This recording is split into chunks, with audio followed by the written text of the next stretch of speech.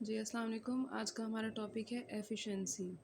अच्छा, एफ़िशिएंसी ये होती है कि it refers to getting the most output from the least amount of input and the resources is called efficiency. अब इसका ये है कि आपने मिनिमम रिसोर्सेज को यूटिलाइज़ करके या लीस्ट अमाउंट में अपने इनपुट्स दे के आपने क्या करना होता है, गेटिंग द मोस्ट आउटपुट। ठीक है, मिनिमम रिसोर्सेज को यूटिलाइज़ करके आपने मैक्सिमम प्रोडक्शन जनरेट करनी है। इससे ये होता है कि आपका लो मिनिमम रिसोर्सेज वेस्टेज, ठीक है, आपका वेस्टेज बहुत कम होता है रिसोर्सेज का और आपकी प्रोडक्शन ज़्यादा होती है। ठीक है, देखें यहाँ पे भी मिनिमम रिसोर्सेज या कॉस्ट को आप यूटिलाइज़ करते हो और मैक्सिमम आउटपुट जनरेट करते हो, उसको आप कहते हो कि एफिशिएंसी।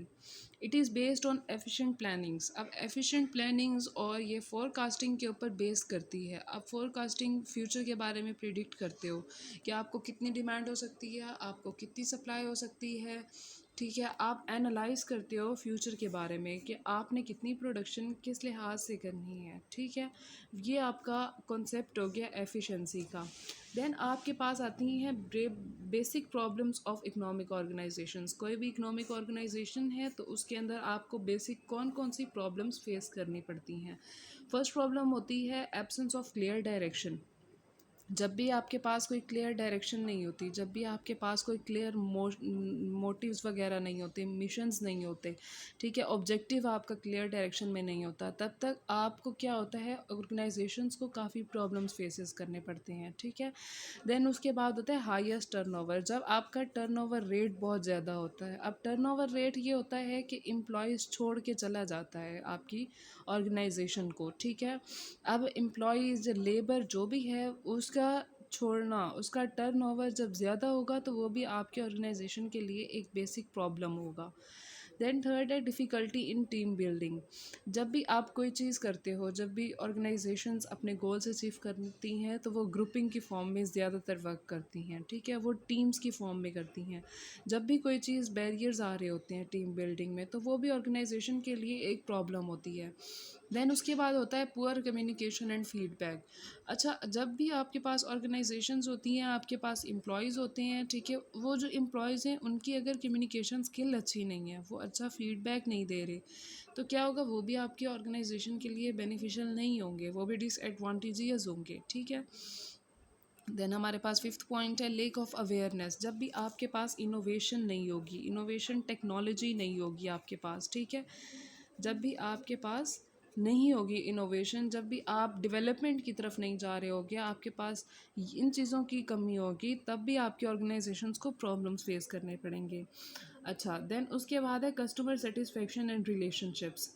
कस्टमर सेटिस्फेक्शन ये है कि अगर आपके ऑर्गेनाइजेशन से कस्टमर ने कोई चीज़ परचेज़ की है और वो आपके ऑर्गेनाइजेशन से या आपकी सर्विसेज से, आपके गुड्स से सेटिस्फाई नहीं है, ठीक है, तो उससे ये होगा कि उससे उसकी सेटिस्फेक्शन लेवल डाउन होगा और उसके साथ आपका रिलेशनशिप लॉन्ग लास्टिंग नहीं होगा, वो शॉर्ट टर्म के लिए हो जाएगा।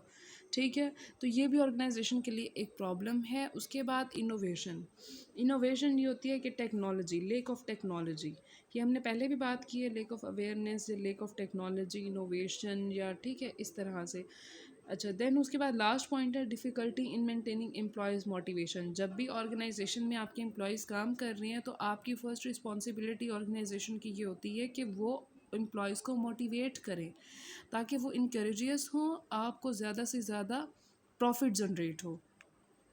देन उसके बाद है पॉजिटिव एंड नॉर्मेटिव इकोनॉमिक्स। ठीक है, मैं आपको इसका कॉन्सेप्ट देती हूँ कि पॉजिटिव इकोनॉमिक्स क्या होती है एंड देन नॉर्मेटिव इकोनॉमिक्स क्या होती है। जी, पॉजिटिव इकोनॉमिक्स में ये आता है, it deals with the question of what is. ठीक है, जब भी आप बात करते हो कि मतलब आपको क्या चाहिए, व्हाट इज़ क्या, तो वो आपकी पॉजिटिव इकोनॉमिक्स में आता है। ठीक है, जब भी आपका ये क्वेश्चन रेज होता है कि व्हाट इज़, ठीक है, the things which actually happens, जो चीज़ एक्चुअली एग्जिस्ट कर रही है, ठीक है, वो आपकी पॉजिटिव इकोनॉमिक्स में आएंगे। Only describes the situation. Positive economics में ओनली एंड ओनली सिर्फ से सिर्फ सिचुएशन को डिस्क्राइब किया जाता है, उसमें कोई सजेशंस, कोई अजम्पशंस, कोई जजमेंट्स, कुछ भी नहीं दिया जाता। देन जो नेगेटिव इकोनॉमिक्स होती है वो उसके अगेंस्ट होती है। ठीक है, अब negative economics it deals with the question of what should be या व्हाट ऑट टू बी। ठीक है, इसमें ये होती है कि आप सजेशंस भी देते हो, आप जजमेंट्स भी देते हो, ठीक है। आप इसमें ये होता है कि आपकी पॉलिसीज़ रिकमेंडेशंस भी इसमें इंक्लूड होती हैं। आप रिकमेंड करते हो, आप फीडबैक देते हो, ठीक है, आप सजेशंस देते हो। एंड देन उसके बाद फोरकास्टिंग का कॉन्सेप्ट भी इसी में आता है कि आप चीज़ों को फ्यूचर के बारे में प्रिडिक्ट करके उसके बारे में अजम्पशंस दे सकते हो, ठीक है। देन हमारे पास आज लास्ट जो डेफिनेशन होगी वो होगी अपॉर्चुनिटी कॉस्ट। अब अपॉर्चुनिटी कॉस्ट कौन सी कॉस्ट होती है? Opportunity cost is the next best alternative, ठीक है। अल्टरनेटिव कहते हैं सब्सटीट्यूट को। अच्छा, इसको जो है ना आप कह सकते हो second best alternative that has to be gone for an other choices which makes more satisfaction, ठीक है। अगर आपको मैं उर्दू में बताऊं तो इसका मतलब ये है कि जब भी एक बंदे के पास फॉर एग्जांपल कि एक चीज़ है, ठीक है, वो उससे ज़्यादा लग्जरियस में जाना चाहता है, ठीक है, लेकिन उस चीज़ को, उस चॉइस को, उसको जो अल्टरनेटिव जो उसने अडॉप्ट किया है उसके मुताबिक, या ख़ुद को सेटिस्फाई करने के लिए जो उसने सेकंड अल्टरनेटिव अडॉप्ट किया है उसको बेयर करने के लिए जो उसे कॉस्ट चाहिए होती है, वो उस कॉस्ट को कहते हैं अपॉर्चुनिटी कॉस्ट, ठीक है।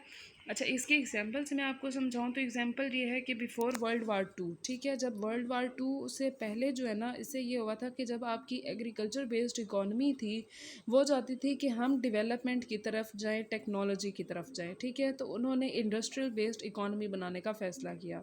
जब इंडस्ट्रियल बेस्ड इकोनॉमी हुई तो क्या हुआ कि आपको इन्वायरमेंटल डिग्रेडेशन हुई, मतलब आपका इन्वायरमेंट पॉल्यूट होना स्टार्ट हुआ, ठीक है। तो आपने इस चीज़ को ख़त्म करने के लिए आपको कॉस्ट बेयर करनी पड़ी, और उसी कॉस्ट को कहते हैं अपॉर्चुनिटी कॉस्ट, ठीक है। तो आज का हमारा टॉपिक यहीं तक ख़त्म हुआ। Thank you.